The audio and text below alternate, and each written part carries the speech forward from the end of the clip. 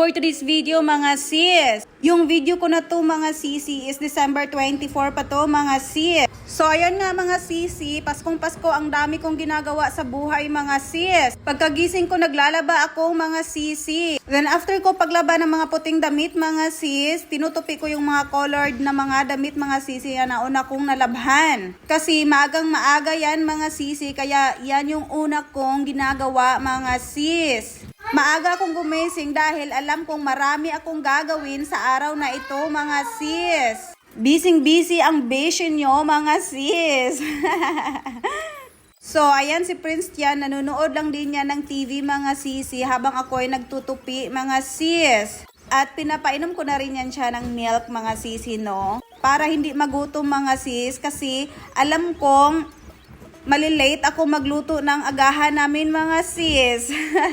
Inuuna ko pa yung mga gawaing bahay mga sisi. Tapos marami pang hugasin mga sis. Kaya hinuhugasan ko muna at nililinisan ko muna yung kitchen namin mga sisi bago ako magluto. Kasi hindi ko yan nahugasan nung kagabi pa mga sisi. Kaya ang daming mga nakastambay na mga hugasin. Then after mga sisi, nagluto na ako ng scrambled egg.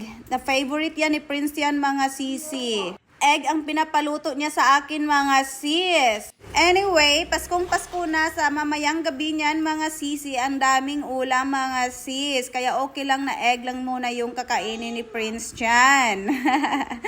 Pero kadalasan talaga sis, egg ang kinakain ni Prince Chan sa umaga. Favorite niya yung egg mga sisi. Minsan egg lang talaga yung kainin niya mga sisi without rice. Hindi niya kinakain minsan yung kanin mga sis, kundi yung egg lang mga sisi. Ganun niya ka-favorite yung egg mga sis. Then after ni Prince, kumain din ako ng mabilisan. Kasi ang dami ko pang i-prepare mga sisi. After kong kumain mga sis, ayan sis, ginawa ko yung fruit salad namin mga sisi. Actually mga sis, gumawa ako ng video kung paano yan ginawa mga sis. Kala ko na turn on mga sis ang camera, yun pala wala. Kaya ayan tuloy sis, yun lang yung video ko mga sis. After nun sis, nang birthday kami sa kapatid ko sis, yung anak niya birthday niya, in-invite kami. Kaya pumunta kami doon mga sisi. So ayan lang po mga sis, pakishare, like, and comment mga sis sa video ko kasi mamimigay ako ng Gcash. Maraming salamat po.